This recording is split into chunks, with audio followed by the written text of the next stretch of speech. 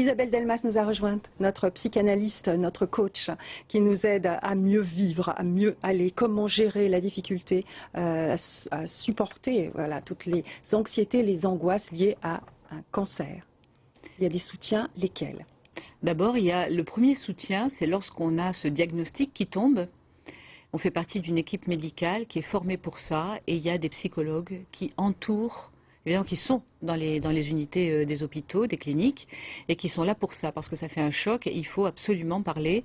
Et nous y trouvons d'ailleurs des psycho-oncologues Voilà, qui sont vraiment des spécialistes de la psychologie de la personne atteinte d'un cancer.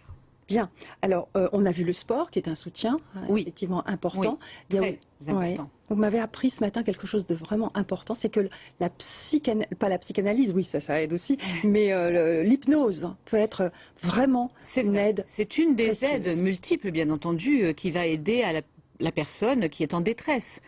Parce qu'on ne peut pas sortir indemne d'une chose pareille.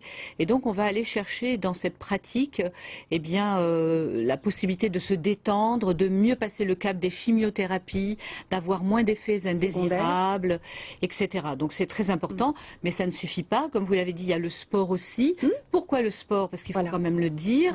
Le sport parce que ça va permettre d'abord de garder une densité osseuse très importante qu'on perd un peu quand on a de la chimiothérapie. Donc, évidemment, c'est très bon. Ça va permettre aussi de ne pas grossir quand on est devenu inactif. Ça va permettre de fabriquer des endorphines qui sont des hormones qui vont nous permettre d'être mieux. Ça va resociabiliser la personne qui est tellement fatiguée et qui croit que parce qu'elle est fatiguée, elle ne peut pas faire de sport. Mais il y a des sports qu'on peut tout à fait pratiquer. Oui, pas forcément l'escrime. On peut faire aussi de la natation, qui est quelque chose de très doux, enfin toutes sortes de sports. Mais tout ça, on a le conseil à l'hôpital.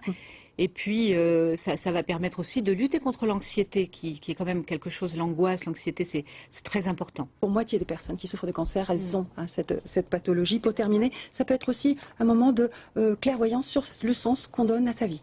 Bien sûr, parce que cet arrêt sur image, finalement de la personne qui est atteinte d'un cancer, elle ne travaille plus, elle est désociabilisée, elle évidemment est très très entourée par les équipes, donc ça c'est très important, mais après, quand on n'est plus entouré de l'équipe médicale, souvent c'est là que la déprime s'installe. Alors que finalement on est presque guéri en quelque sorte, mais on se sent mal parce qu'on est seul et on se sent coupé. Alors là, il faut trouver, comme on ne va plus travailler, il faut trouver d'autres occupations et il ne faut pas hésiter à faire du sport, entre autres. Voilà le message du jour. Merci beaucoup Isabelle Delmas.